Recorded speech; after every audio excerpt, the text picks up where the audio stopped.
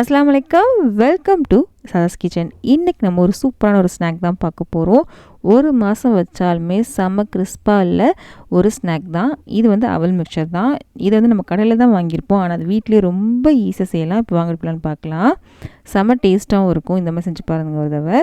அடுப்பில் ஒரு கடாய் வச்சுருக்கேன். அதில் எண்ணெய் வந்து சூடு பண்ண வச்சுருக்கேன். இந்த மாதிரி வடிகட்டில் தான் நம்ம எல்லாத்தையும் வறுத்தெடுக்க போகிறோம். நான் இன்றைக்கி ஒரு 3/4 கப் அளவுக்கு நிலக்கடலை எடுத்திருக்கேன். இதை வந்து நம்ம வறுத்து எடுத்துக்கலாம். அது முதல் வறுத்த வேர்க்கடலை தான். இப்படி வடிகட்டில் நம்ம சேர்த்து வறுக்கிறதுனால நமக்கு எடுக்கிறதுக்கும் ஈஸியாக இருக்கும். நம்ம அவல்லாம் வந்து பொரிச்செடுக்கும் போது நீங்கள் டேரெக்டாக எண்ணெயில் போட்டு பொரிக்கும் போது உங்களுக்கு எடுக்கிறது கஷ்டமாக இருக்கும். அதனால் இந்த மாதிரி சேர்த்து நீங்கள் பொரிக்கும் போது உங்களுக்கு ஈஸியாக இருக்கும். இது வறுப்பட்டுருச்சு. இது நம்ம தனியாக எடுத்து வச்சுக்கலாம். ஒரு பிளேட்டில் நான் வந்து டிஷ்யூ போட்டு வச்சுருக்கேன். அதில் சேர்த்துக்கலாம். இப்போ அடுத்தது பொரிக்கலாம். எல்லாத்தையுமே இதே மாதிரி வடிகட்டில் தான் நான் வந்து பொரிச்செடுக்க போகிறேன். இது ஒரு 1/2 கப் அளவுக்கு பொரிகள் எடுத்திருக்கேன். இதையும் நம்ம வறுத்துக்கலாம். இதுவும் நல்லாவே வறுப்பட்டுருச்சு. இதையும் நம்ம தனியாக எடுத்து வச்சிடலாம் அந்த டிஷ்யூலேயே. இதுக்கப்புறம் ஒரு 1/4 கப் அளவுக்கு ஃப்ரெஷ்ஷான தேங்காய் தான் இது. இதையும் நம்ம வறுத்தெடுக்க போகிறோம். இதுவும் நல்லா செவந்து வந்துருச்சு. இதையும் நம்ம தனியாக எடுத்து வச்சுக்கலாம். எல்லாமே அந்த டிஷ்யூவில் தான் நான் எடுத்து வச்சுருக்கேன். இதுக்கப்புறம் நான் இன்றைக்கி கருவேப்பிலை இருக்கு இல்லையா, ஒரு 1/2 கப் அளவுக்கு கருவேப்பிலை வந்து பொரிச்செடுக்க போகிறோம். ஃப்ளேம் வந்து மீடியம், சிம், ஃபுல் இந்த மாதிரி நீங்கள் மாற்றி மாற்றி வச்சுக்கோங்க. கருவேப்பிலையும் பார்த்திங்கன்னா நல்லா பொரிஞ்சு வந்துருச்சு. எல்லாம் வடிச்சிட்டு அதே டிஷ்யூவில் நம்ம எடுத்து வச்சுக்கலாம். இதுக்கப்புறம் ஒரு 2 பச்சை மிளகாவை இந்த மாதிரி கட் பண்ணி இதையும் பொரித்து நம்ம சேர்க்க போகிறோம். இது ஆப்ஷனல் தான். இது சேர்த்தா நல்லாயிருக்கும். இது விருப்பம் இல்லைன்னா நீங்கள் இது வந்து ஸ்கிப் கூட பண்ணிக்கலாம்.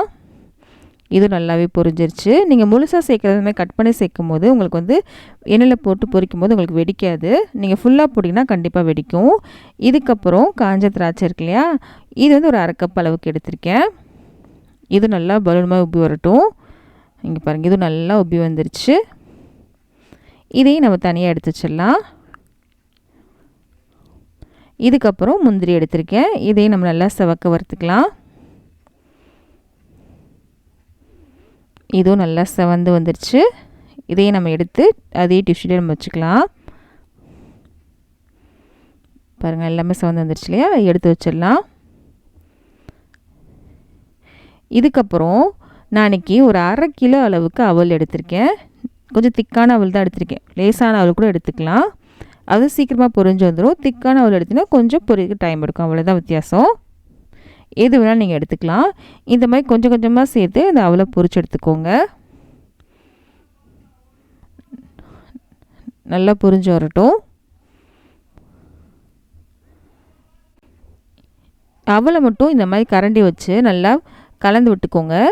அப்போ உங்களுக்கு ஈஸியாக எல்லா பக்கமும் நல்லா பொரிஞ்சு வரும். நல்லா பொரிஞ்சிருச்சு அவல் வந்து. இங்கே பாருங்கள், எண்ணெய்லாம் வடிகட்டிட்டு நம்ம வந்து இந்த அவலை தனியாக வச்சுக்கலாம். அந்த டிஷ்யூவில் வேணால் வேறு டிஷ்யூவில் வச்சுக்கோங்க. அவலை மட்டும் நீங்கள் தனியாக வச்சுக்கோங்க.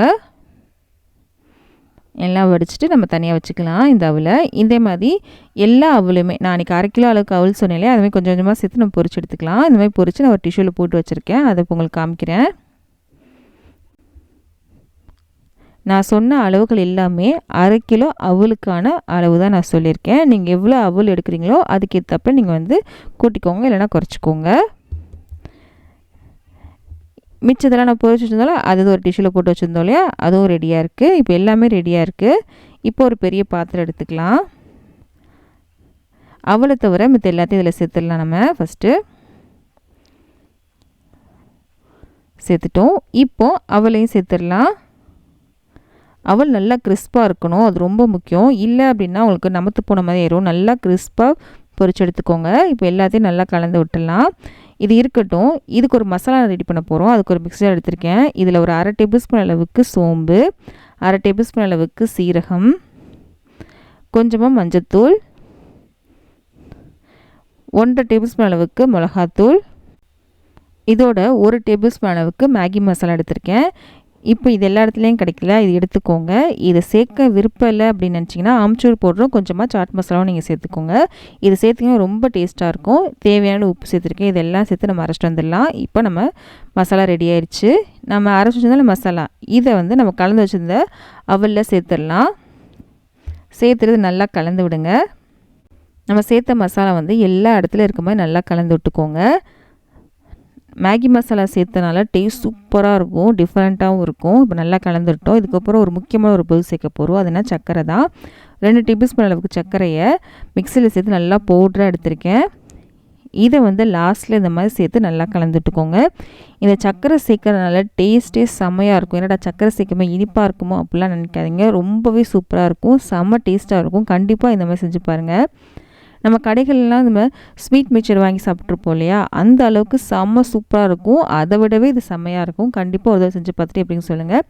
இந்த வீடியோ பிடிச்சிச்சின்னா ப்ளீஸ் லைக் பண்ணுங்கள். லைக் பண்ணால் தான் இந்த வீடியோ வந்து நிறைய பேருக்கு ரெக்கமெண்ட் ஆகும். இது எப்படி ஸ்டோர் பண்ணணும் அப்படின்னா, நீங்கள் ஏர்டைட் பாக்ஸில் போட்டு நீங்கள் 1 மாதம் வரைக்கும் கூட ஸ்டோர் பண்ணலாம். ஒன்றுமே ஆகாது, செம்ம கிறிஸ்பாகவே இருக்கும். கண்டிப்பாக ட்ரை பண்ணி பாருங்கள். இந்த வீடியோ பிடிச்சின்னா உங்கள் ஃப்ரெண்ட்ஸ்க்கும் ஃபேமிலிஸ்க்கும் மறக்காமல் இந்த வீடியோ ஷேர் பண்ணுங்கள். நம்ம அடுத்த வீடியோவில் சந்திக்கலாம்.